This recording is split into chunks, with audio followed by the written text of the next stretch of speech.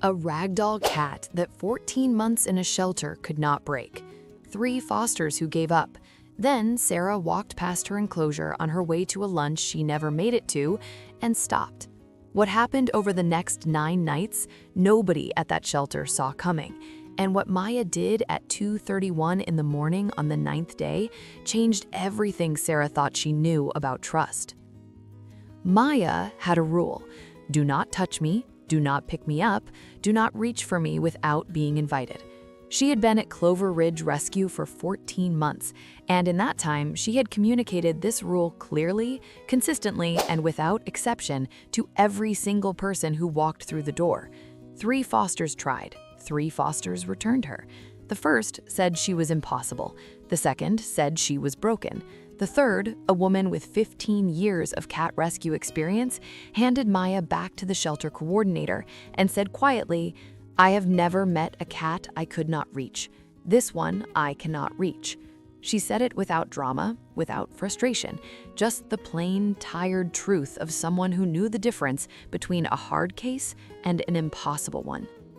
Maya was 4 years old, a blue point ragdoll with fur so thick it looked painted on, and eyes the color of a winter sky. Ragdolls are supposed to be the gentle giants of the cat world, bred specifically for calm temperament, famous for going limp in your arms like a child pretending to sleep. The breed name itself is a promise. Maya had not read the literature. She ate alone, she slept alone, she sat at the window for hours watching the parking lot with an expression that suggested she found it wanting.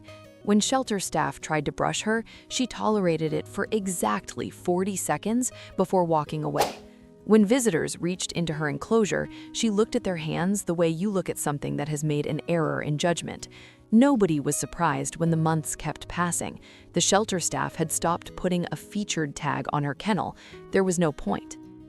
Sara Calloway was 31 years old and had no intention of adopting a cat that day. She had come to drop off a donation, 2 bags of food, a box of toys, and she was on her way to a lunch she was already late for. She walked past Maya's enclosure without stopping. Then she stopped. Maya was sitting in the exact center of her space, perfectly upright, staring at Sara with an expression that was difficult to name. Not hostile, not curious, something more like assessment, like she was running calculations and had not yet arrived at a conclusion. Sara looked back.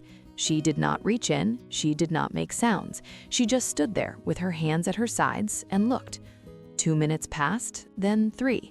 Sara was now definitely late for lunch. Maya blinked once, slowly, and looked away.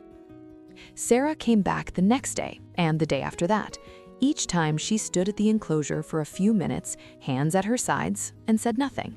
On the 4th visit, she sat down on the floor in front of the enclosure and read a book for 40 minutes. She did not look at Maya once. When she looked up, Maya was at the front of the enclosure, 3 inches from the mesh, watching her. That weekend, Sara signed the adoption papers. The shelter coordinator said nothing. She just handed Sara the forms quickly before she could change her mind. You are still here but have not subscribed yet? That genuinely surprises me. Hit subscribe. The first week at home was Maya on her terms entirely. She chose the bedroom closet. She came out for food at times Sara could not predict. She did not acknowledge the bed, the couch, the expensive cat tree Sara had assembled incorrectly twice. She moved through the apartment like a very elegant inspector who had not yet decided whether to approve the premises. Sara let her. She did not rearrange things to make the cat more comfortable. She did not bribe her with treats or toys. She simply went about her life and let Maya observe it at whatever pace Maya required. Some days that meant Maya watched from the closet doorway. Some days she did not appear at all. Sara learned not to count the days. Sara talked out loud sometimes, not to Maya specifically, just into the room, about small things, what she was making for dinner, something that had annoyed her at work, a book she was reading. She was not performing for the cat. She had simply decided that if Maya was going to share her space, she would share her life in return. It was not a strategy, it was just who Sara was. On the ninth night, Sara woke at 2:31 a.m. to a weight on the bed. She did not move. She kept her breathing even and her eyes mostly closed and stayed absolutely still. She was afraid that if she moved even slightly, the moment would end. Maya walked the length of the bed, turned twice, and lay down against Sara's legs. She stayed there, pressed against Sara's legs, until morning.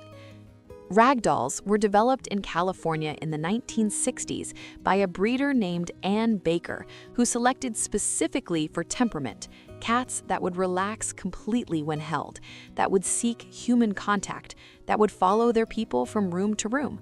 The breed carries a particular gene mutation that affects how they process serotonin, which is part of why they tend toward calm, but no gene overrides experience.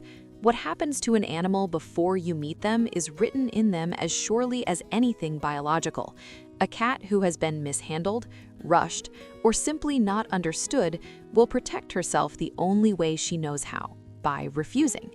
It is not aggression, it is intelligence. Maya had learned, somewhere in her 4 years, that being reached for meant something she did not want to feel again. Sara had not reached. She had simply been present, consistently, without agenda, until Maya decided the risk was worth it. There is a difference between earning trust and demanding it. Maya knew the difference. Most people, Sara would tell you, have to learn it. And most people do, eventually, if they are lucky enough to meet the right cat. Maya is 3 years into her life with Sara now. She still does not like to be picked up. She has opinions about everything: the temperature of her food, which blanket is acceptable, the precise location on Sara's lap that she will tolerate, and the precise location she absolutely will not. She wakes Sara most mornings by sitting on her chest and staring at her face from a distance of 4 inches until Sara opens her eyes. She has been doing this for 3 years. It has never once stopped working. Sara says it is the best alarm clock she has ever owned. She says a lot of things about Maya now that she would not have predicted standing in that shelter hallway, already late for lunch, trying to figure out why she had stopped walking. She did not have an answer then. She does not need one now. Because some cats do not need to be rescued, they need to be waited for. And some people, without knowing it, have exactly that kind of patience. The kind that asks nothing and gives everything. The kind that sits down on a shelter floor with a book and does not look up. Is this love or is it stubbornness? And does the difference even matter? Tell me in the comments.